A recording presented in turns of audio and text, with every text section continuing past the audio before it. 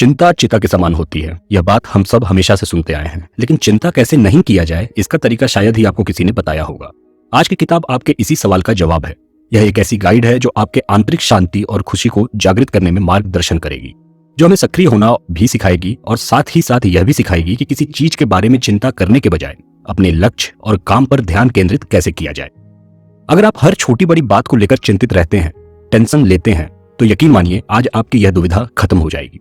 इस किताब में लेखक ने अपने वास्तविक अनुभवों को साझा किया है और परेशानी चाहे कैसी भी हो, उसके समाधान को ढूंढने के नायाब तरीकों के बारे में बताया है। नमस्कार दोस्तों, स्वागत है आपका रूब्रिक के बुक समरी में। आज हम how to stop worrying and start living के बारे में चर्चा करेंगे, जिसके लेखक डेल कार्नेगी हैं। आगे बढ़ने से पहले अगर आपने अभी तक रूब्रिक को सब्सक्राइब नहीं किया है तो कर दीजिए।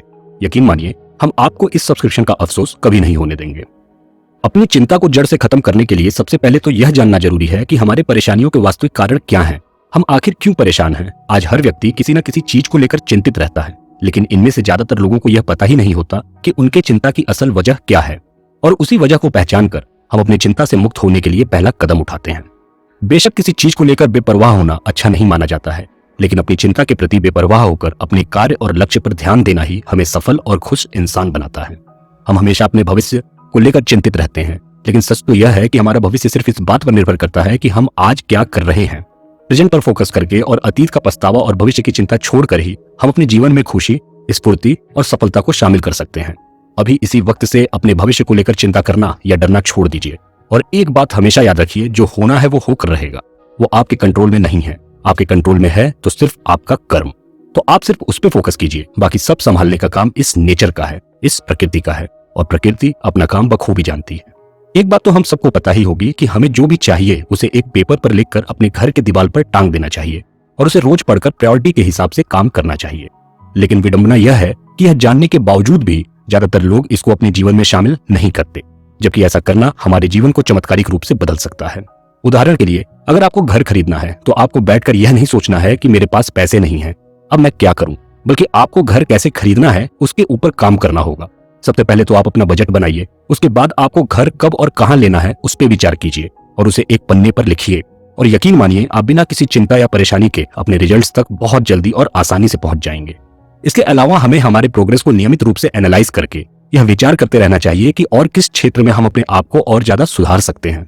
ऐसा करते वक्त हमारी एक सकारात्मक सोच हमारे एनालिसिस को प्रभावित करती है, जो हमारे लिए पॉजिटिव और लॉजिकल प्लानिंग करने में मददगार साबित होते हैं।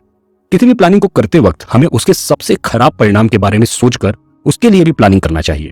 ऐसा करने से हमारा दिमाग बुरे से बुरे स्थिति को भी आसानी से स्वीकार कर लेता है और उसका सामना होने पर हमारे दिमाग में पॉजिटिव एनर्जी को रिलीज करता है, जिससे हमें किसी भी स्थिति में बिना हार माने लड़ते रहने की ताकत मिलती है। हमारे डर का भी मुख्य कारण हमारी चिंता ही होती है, और जब हम किसी भी समस्या से होने वाले मैक्सिमम नुकसान को जानकर उसे स्वीकार कर लेते हैं, उसी वक्त हमारी चिंता खत्म हो जाती है। आइए इसे एक उदाहरण से समझते हैं।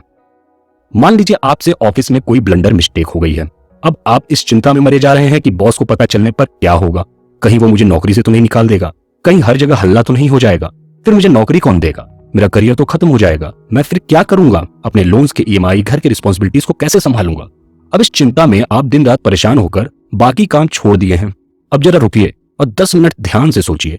जब आप अपने अंतर्मन से बात करेंगे तो आपका अंतर्मन आपको बताएगा कि भाई क्या होगा, ज्यादा से ज्यादा नौकरी चली जाएगी, इससे ज्यादा बुरा और कुछ भी नहीं होगा। तुम्हारा बॉस तुम्हारे हाथ पैर नहीं काट देगा, तुम्हें जान से नहीं मार देगा, बस सबसे बड़ा नुकसान यही होगा कि तुम्हारी नौकरी चली जाएगी।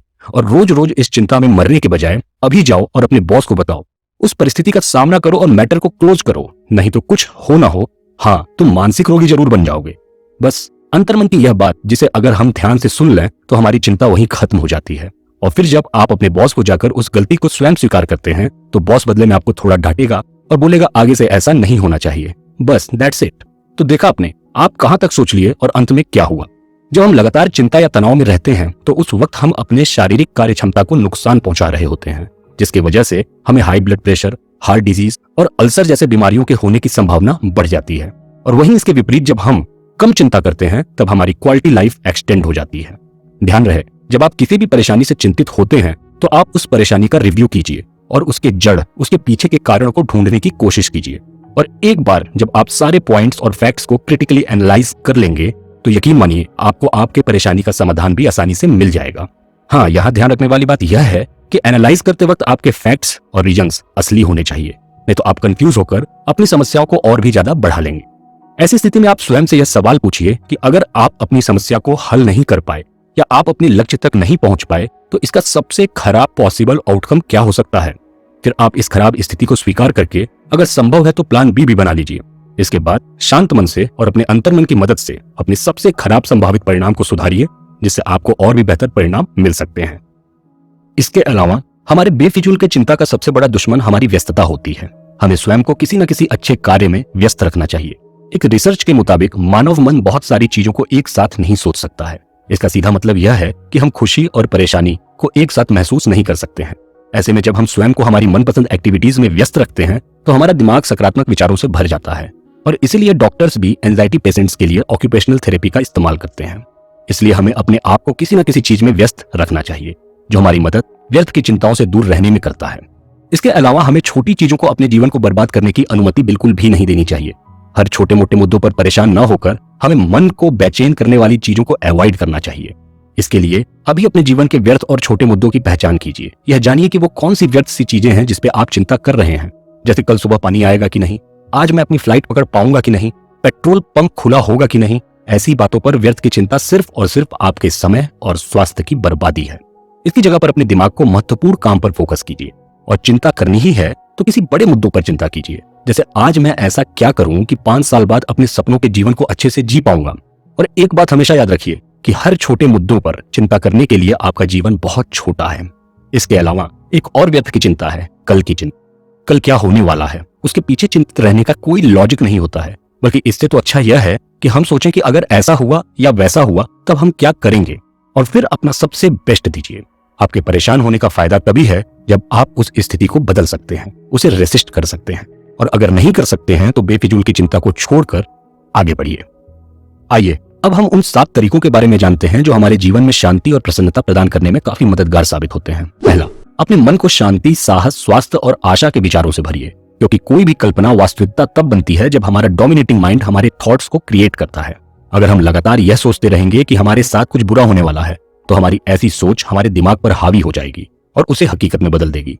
उदाहरण के लिए, अगर आप यह सोचेंगे कि आपके पास घर खरीदने के लिए पर्याप्त पैसा नहीं है तो यह सोच आपके दिमाग पर हावी हो जाएगी और फिर काफी समय तक आपके पास घर खरीदने के लिए पर्याप्त पैसा नहीं हो पाएगा। दूसरा, हमें किसी के साथ भी बदला लेने की भावना नहीं रखनी चाहिए, क्योंकि इससे सिर्फ हमारा ही नुकसान होता है, बल्कि इसके बदले में हमें हमेशा माफ करने की आदत को अपनाना चाहिए।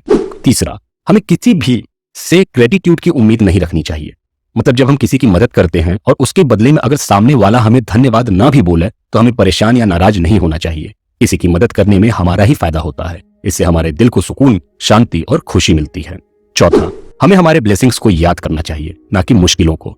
मतलब कि हमें उस पर ध्यान देना चाहिए जो हमारे पास है, और जो नहीं है उसके लिए परेशान होने के बजाय उसे कैसे हासिल किया जाए उस पर विचार करना चाहिए। हमारा ऐसा रवैया हमें परेशानी से दूर रहने की असीम ताकत देता है। पांचवा, सफल और खुशहाल जीवन के लिए हमें स्वयं को जानना भी बहुत जरूरी है, और खुद को ढूंढना और अपनी क्षमताओं की पहचान करना एक एडवेंचर की तरह होता है। और ऐसा करना हमें सेल्फ सेंटर्ड नहीं बनाता, बल्कि यह तो एक निस्वार्थ प्रक्रिया है।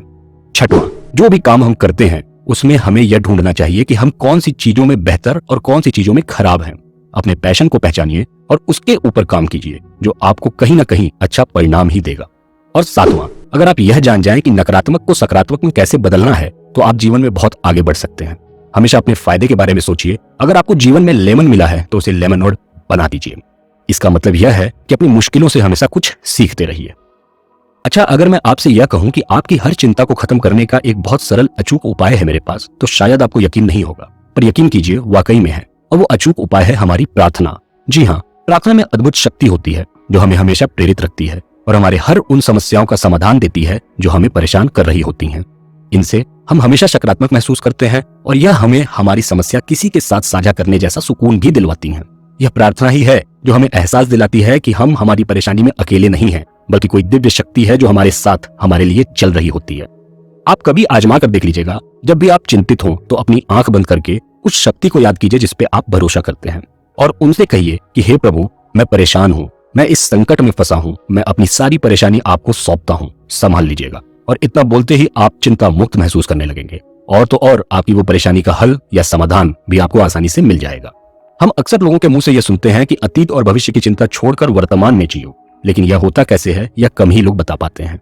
आज की इस भाग दौड़ वाली जिंदगी में एक बेस लेवल की चिंता, तनाव और दुख हमारे जीवन का आम हिस्सा बन चुका है, और हमारा यह अनुभव हमें अतीत और भविष्य के बारे में सोचते हुए हमें स्वयं से ही दूर कर देता है।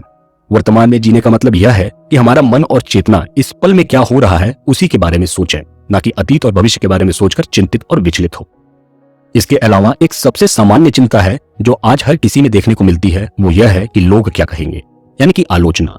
एक बात हमेशा याद रखिए, एक अनजस्ट क्रिटिसिज्म यानी कि एक अन्यायपूर्ण आलोचना अक्सर एक छिपे हुए कॉम्प्लीमेंट की तरह होता है।